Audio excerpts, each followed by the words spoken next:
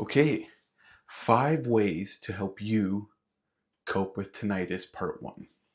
Number one, immediate help is play frequencies. You can go on YouTube. I'm going to link something down below in the description. Essentially, you play these frequencies and you try to find a frequency that's close to the tone of your ringing in your head. And it gives your brain a break. So instead of hearing the ringing in your head, it makes a ringing frequency sound outside your head and your ears pick it up. But there's something about it that gives your brain a break. It lets you just relax because it's like instead of battling inside your head, your brain thinks, oh, it's actually something from the outside coming in. There's no need to panic. So please, if you're like freaking out, or if you just need a break during the day, or if you work in an office, it's a really quiet space, play these frequencies even at a low volume and they could like help so much.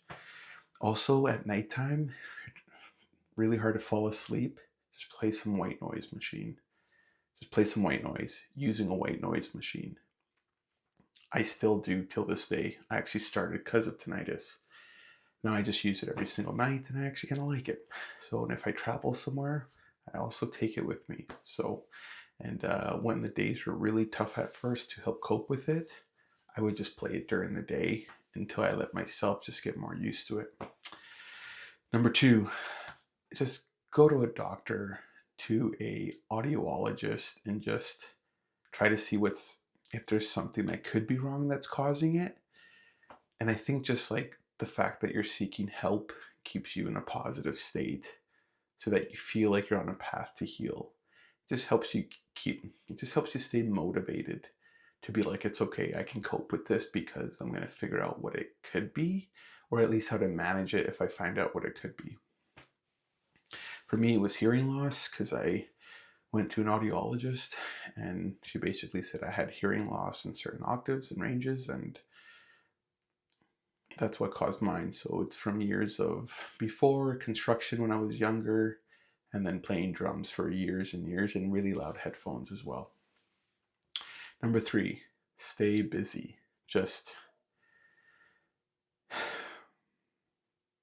stay busy, just stay distracted. And I know that's easy in this world, but it doesn't help to just stop and just focus on the ringing, because at first you're just like, how is this happening? So just try to stay distracted, try to stay busy. If you have kids, play with your kids. If you have work, focus on work.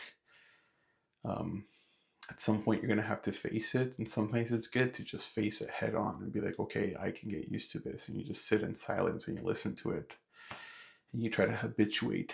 But if you just stay distracted, eventually your mind just tunes it out. And that's called habituation.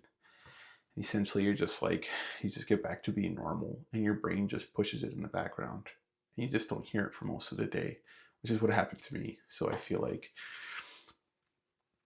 if things are really quiet or if I pause during the day, I'm like, oh, it's so loud and still there. But for most of the day, I just don't hear it because I'm just like focused at work or just like thinking about stuff. Number four, protect your hearing. So if you're at work, if you work in a loud environment, if you're a musician and you play instruments, just wear earplugs. If you're at work, just wear earplugs as well. Um, if you're playing music at a show, wear earplugs, just some sort of ear protection. Maybe wear some in-ear monitors and it reduces the chances of it getting worse. So just supposedly it can get worse.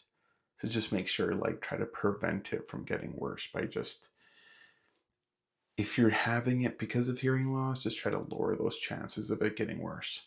That's it.